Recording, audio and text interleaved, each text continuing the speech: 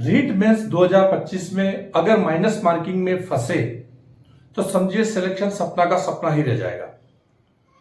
अच्छे से आपको पेपर अटेम्प्ट तो करना ही है, लेकिन उसमें सबसे जरूरी जो ध्यान रखने वाली बात है वो ये है कि आपको नेगेटिव मार्किंग कम से कम करनी है ताकि स्कोर अच्छा हो सके। मैं बताने वाला हूं आपको ऐसे 4 तरीके जिसका उपयोग, जिसकी प्रैक्टिस करके आप कम से कम नेगेटिव मार्किंग करेंगे और स्कोर अच्छा करेंगे। तो आइए वीडियो को शुरू करते हैं। तो जैसे आप पेपर शुरू करते हैं तो आपको इसमें 3 अटेम्प्ट आपको लेने हैं। पहला अटेम्प्ट जो आप लेंगे उसमें आपको सबसे इजी क्वेश्चंस अटेंड करने हैं। करना क्या है आपको कि पहला क्वेश्चन, मान लीजिए सपोज करिए पहला क्वेश्चन आपको आ रहा है अच्छे से, आप उसको करिए। यदि दूसरा क्वेश्चन आपको नहीं आ रहा है तो आपको उसको अंदर उलझना बिल्कुल नहीं है, आपको आगे बढ़ जाना है, क्योंकि उसमें जो जो क्वेश्चंस आपको बहुत अच्छे से आ रहे हैं, 100% आ रहे हैं, आप उनको करिए और आगे बढ़िए। इससे आपका समय बचेगा। आप अगर कठिन प्रश्नों में उलझ जाएंगे तो हो सकता है कि आपका बहुत सारा समय उसके अंदर बर्बाद हो जाए।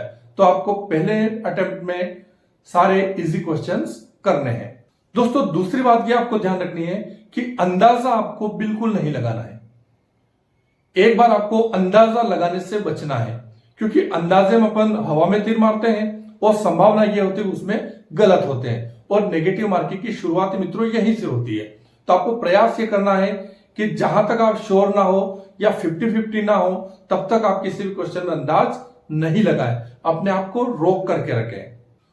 दोस्तों जब भी आपको 2 ऑप्शन में कंफ्यूजन हो रहा है तो थोड़ा सा रुकें और उसको अच्छे से सोचें, और जिसमें आपको कंफ्यूजन है उन प्रश्नों को आप सबसे लास्ट के लिए हल करने के लिए रखें, ताकि उसमें थोड़ा सोच विचार करके और उन क्वेश्चन को सही हल किया जा सके।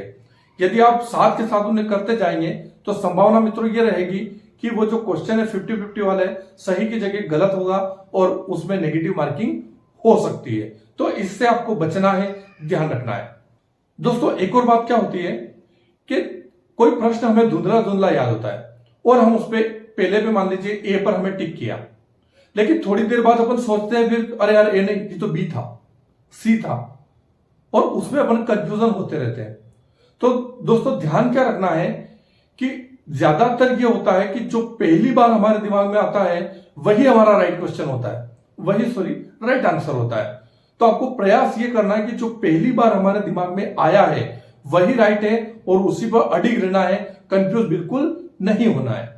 मित्रों ये वीडियो अगर आपके लिए लाभकारी रही हो, आपको अच्छा लगा हो, तो एक प्यारा सा सब्सक्राइब कर देना और अपने दोस्तों को शेयर कर देना। ऐसे ही यूजफुल वीडियो मैं आपके लिए लाता रहूंगा। तब तक के लिए जय हिंद, जय भारत।